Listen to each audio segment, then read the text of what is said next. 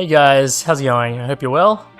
So in today's video, I wanted to talk about the differences between photography lenses and cinema lenses and why you might want to use one over the other for certain situations. And if you're not sure or if you're tossing up between which ones to get, then do stick around and yeah, let's get into it.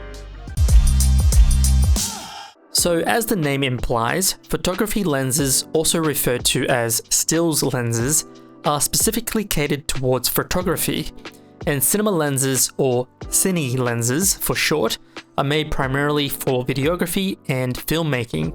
The majority of stills lenses are made from some form of plastic, the most common being polycarbonate, with some higher end lenses also including aluminium, magnesium, or brass. This makes them lighter in general compared to cinema lenses, which are almost always made from metal. This weight difference would obviously still depend on the size and type of lenses that are being compared. Cinema lenses being made of metal means that the construction, build quality, and overall durability will be much better than stills lenses.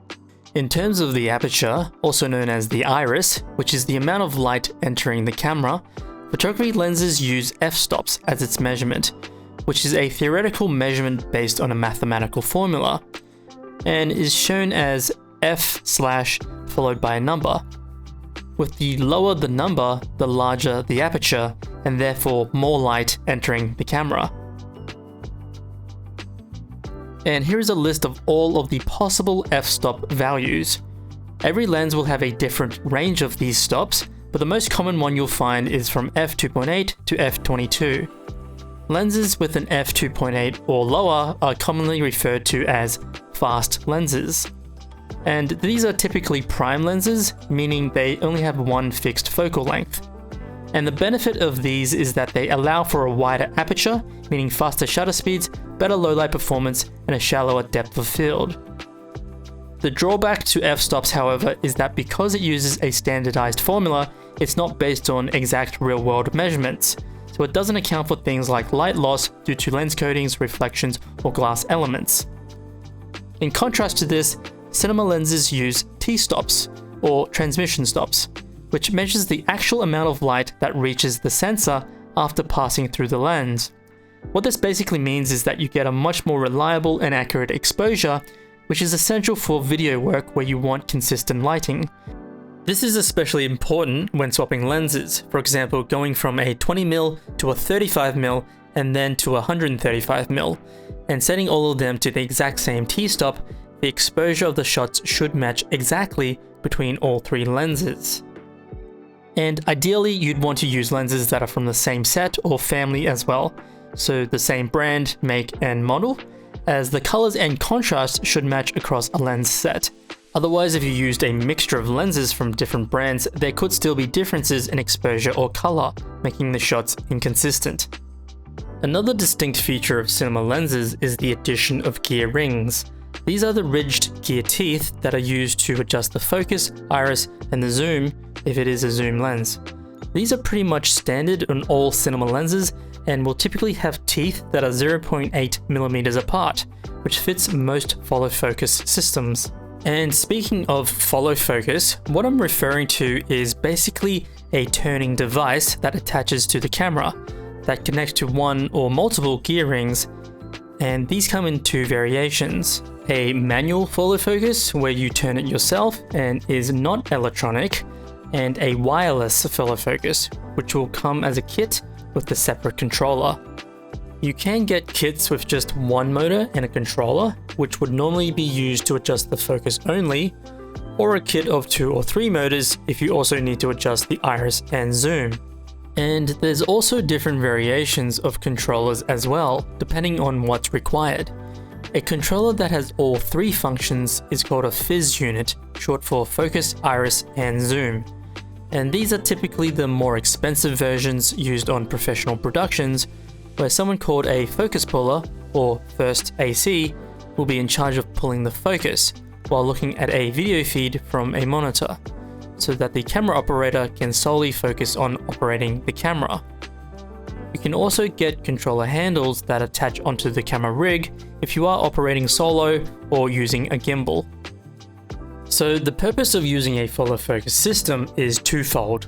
Number 1, cinema lenses in general are manual focus only, so using a follow focus is much easier to control and adjust than doing it by hand, because the focus throw, which is how much you need to turn the focus ring to focus, is quite large on cinema lenses, which is typically 270 degrees, meaning that you may have to turn it several times to get to the proper focus.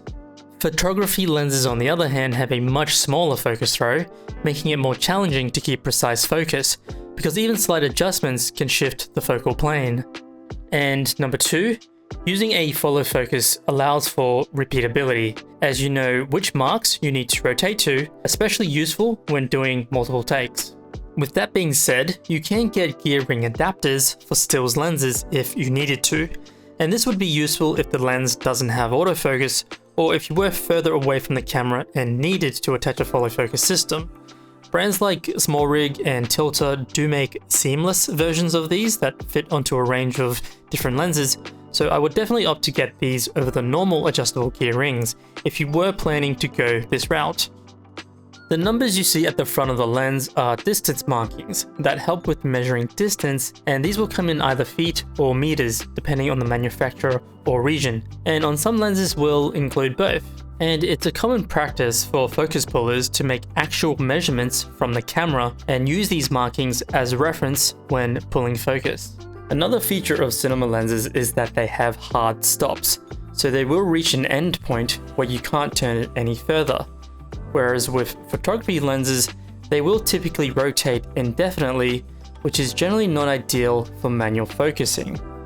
Another characteristic of Cine lenses is the amount of focus breathing. So focus breathing, or lens breathing, is when you change focus and there's a slight change in the angle of view or magnification, creating this zooming effect when you shift focus. Cine lenses, on the other hand, are designed to minimize this, so you won't really notice this, or it'll be very subtle.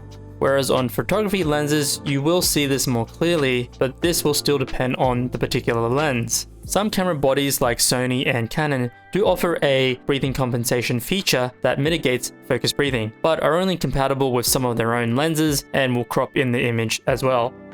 Cine lenses are also designed to be parfocal, or near parfocal, meaning that they will keep focus while zooming. And while no lens can be perfectly parfocal, cinema lenses tend to do a much greater job at keeping focus, and some will even have a back focus adjustment to improve performance. Photography lenses, on the other hand, are varifocal, so they will generally have a harder time keeping focus throughout the whole zoom range. However, when set at a further distance, there may not be that much difference between the two lenses throughout the zoom range. As you can see, the DxO keeps good focus from 20mm all the way up to 70mm, and the Sigma also does a really good job from 24 to 70mm. It's only when we move the cameras closer to the subject, with the DxO still keeping good focus throughout the range, whereas with the Sigma, it has shifted its focus mainly to the center. When it comes to sharpness, photography lenses tend to shine in this area, as they are designed for getting as much detail as possible in a photograph.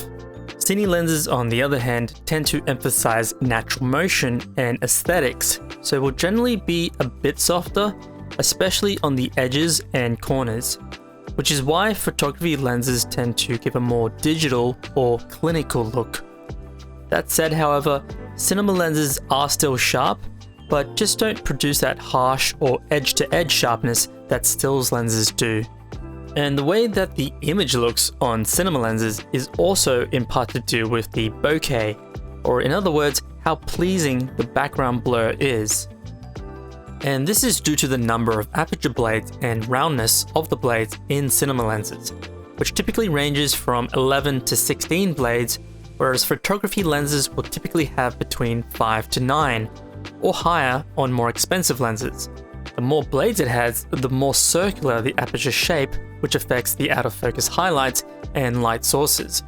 And this in turn produces a more creamier look that's more pleasing to the eye. The coatings applied on the lenses are also different, with most cinema lenses having anti-flare and glare reduction, as well as consistent color and better control of internal reflections and aberrations.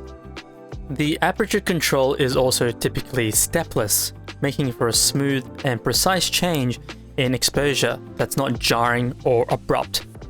And this would be useful in scenes going from very dark to very bright, or vice versa, like going from indoors to outdoors. So as already mentioned, the majority of cinema lenses are manual focus. However, there is a handful of autofocus Cine lenses on the market, such as Canon's compact servo lenses, which dates back to 2016 and are only compatible with select Canon cameras. Sony have their FEC 16-35mm T3.1, and both Samyang and Rokinon have their Cine AF and VAF line of Cine lenses. More recently, Shure have come out with an anamorphic autofocus Cine lens with the 40mm T1.8 and are soon launching a crowdfunding campaign for a 20mm version as well on Indiegogo, which will most likely get funded. And just last year, Sigma announced that they are currently in development with an autofocus zoom lens based on their existing 28-45mm art lens. So there definitely is a demand for autofocus Cine lenses. However, due to their complexity and higher development costs, there's still only a small number of them currently on the market.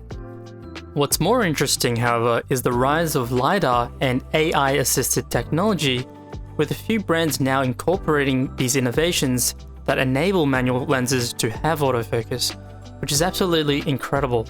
This is likely to become standard, and I honestly wouldn't be surprised if we started seeing more of these on productions in the next couple of years. Notable brands like DJI already have two different models in their Focus Pro LiDAR and LiDAR rangefinder units. PD Movie also have their Live Air 3 Smart, as well as Moonlighting Industries, which use AI to track actors' eyes and other features. And the adoption of these technologies is potentially going to change the way films are made and significantly cut down on costs as well. When it comes to stills lenses, they come in all different types, whether they're vintage lenses or modern day lenses. Some will inherently have more character or a distinct look and feel to them over others. But they're not always available as cinema lenses, so it's not an uncommon practice to have these lenses modified or rehoused to appear or function more like actual cinema lenses. Cinemodding or lens modding is the less complex of the two and involves changing or adapting particular features to an existing lens. In contrast, rehousing a lens is much more involved and therefore more expensive. But with that, you do get improved mechanics, more compatibility with modern systems, and greater durability. The optical quality and characteristics of the original glass stays the same, however, so it can't really be compared to a true cinema lens. But this is generally a great way to enhance an existing lens and is still much more affordable than buying most true cinema lenses. There are also more specialized types of cinema lenses on the market, such as probe lenses and anamorphic lenses, which are used to enhance the overall storytelling or create a specific look in film. In terms of price, cinema lenses are going to be more expensive, especially with high-end cinema lenses which can fetch into the tens or hundreds of thousands of dollars. Luckily, there are many options to suit different budgets, and more brands are coming out with more affordable Cine lenses of great quality. If you are interested in the higher-end lenses, your best option would be to rent them out from a rental house, so you can test them out and see if you like them, and only get them if you can afford to, or hire them out for specific shoots. So now that we've covered most of the differences between stills and Cine lenses, the question remains, which one should you choose? Well, the answer is both. They both definitely have their place and are suited for different needs. Photography lenses are generally cheaper, more compact, and are more versatile, being suitable for photography and videography.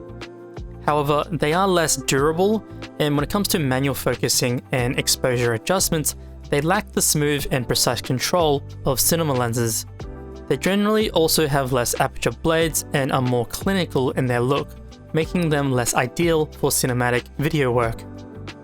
The use of f-stops also means there's less consistency in exposure between focal lengths and generally have poorer coatings on the glass as well. With that said, there are more options for autofocus lenses, and the more premium lenses do offer great image quality and durability as well. When choosing which one to use, you should weigh up the trade-offs between each and also the purpose of the shoot. If you require quick setups or in a run and gun type of shoot like a wedding, then photography lenses with autofocus seems more appropriate. But if you're shooting a narrative film and have more time, then cinema lenses makes the most sense. Ultimately, it's up to you which one to use, and playing around and experimenting with both will only make you a better creative as a result. So I hope this has given you some insight and better understanding of the two, and as always, I'll catch you in the next one.